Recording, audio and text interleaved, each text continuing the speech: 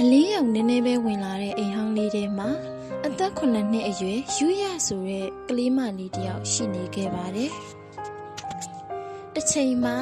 ယူရမြေပြင်ပေါ်ထိုင်ပြီးစာအုပ်ဟောင်းလေးကိုသူဖတ်ချင်တယ်လို့နားလေတယ်လို့ဖတ်နေခဲ့ပါတယ်။ထိုအချိန်မှာပဲအပြင်မှကလေးများရဲ့အဖေအမေလို့ခေါ်တဲ့နေကိုကြားနေခဲ့ရပါတယ်။အဲ့ဒီအချိန်မှာယူရဟာအမေဆိုတဲ့အတန်ကိုငါ့ဘဝမှာမကြားဘူးအဖေဆိုတဲ့လက်ကိုလည်းတစ်ခါမှမဆုပ်ကန်ခဲ့ဘူးဒီလိုတီးတိုးပြောဆိုပြီးနောက်မှာတော့ကလေးလေးယူရဟာမျက်လုံးหนีသွားပေမဲ့မငိုခဲ့ပဲညှိုးငယ်တဲ့စိတ်နဲ့ပဲရှင်သန်လာခဲ့ရတာယူရတယောက်အသက်16နှစ်ပြည့်ခဲ့ပါပြီသူမဟာရက်ကွက်ထဲမှာအလုပ်တစ်ခုရခဲ့ပါတယ်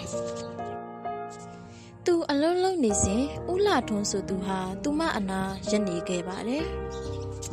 ဦးလှထွန်းမင်းလိုမိန်းကလေးတွေအလုပ်ရရင်ကံကောင်းလာပြီယူရစကားမပြောဘဲလက်ကိုတင်းချုပ်ထားတယ်ယူရငါစကားပြန်မပြောနိုင်တာကငါအားနေလို့မဟုတ်ဘူးမပြိုကွဲအောင်ကိုဖတ်ထားနေရလို့ပါအဲ့ဒီလိုနဲ့နှောင်ရည်တန်များကြားအလုပ်ကနေပြန်လာခဲ့ပါတယ်သူမအပြန်လန်းမှာလူတချို့ရဲ့ရည်တန်လှောင်တန်တွေနောက်ွယ်ကစကားတွေကိုကြားနေခဲ့ရပါတယ်ထိုအချိန်မှာပဲလူတစ်ယောက်ကစကားဆပြောတယ်တကောင်ကြောက်မှလေးပဲသူ့ဘဝကဘာမှမဖြစ်နိုင်ပါဘူးယူရခြေတလန်းရက်သွားခဲ့ပါတယ်အဲ့ဒီစကားတွေကငါနှလုံးသားကိုနေတိုင်းထက်ခါတက်နေတယ်လို့ပါပဲနောက်တနေ့ရောက်တော့ယူရစာကြည့်တိုက်ကိုသွားခဲ့ပါတယ်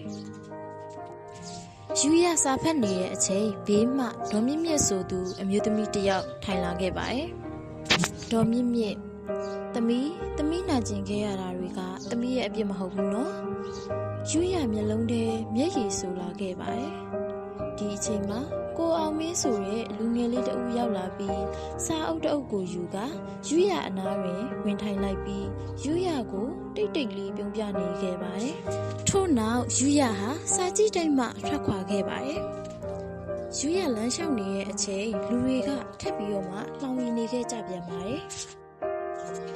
ဒီတစ်ခါမှာတော့ကိုအောင်မင်းဟာယူရရဲ့ဘေးတွင်ယူရရဲ့လက်ကိုတွဲကရက်နေခဲ့ပါတယ်ကိုအောင်မင်းတန်မိုးကိုသူတို့နဲ့တိုင်းစီရမလို့ငါသိတယ်မင်းဘလောက်ခိုင်မာလဲဆိုတာယူရမျက်ရည်ကျလာခဲ့ပါတယ်ဒါပေမဲ့အဲ့ဒီမျက်ရည်ကနာကျင်မှုမဟုတ်တော့ပါဘူးနှစ်အနည်းငယ်ကြာလာတဲ့အချိန်မှာတော့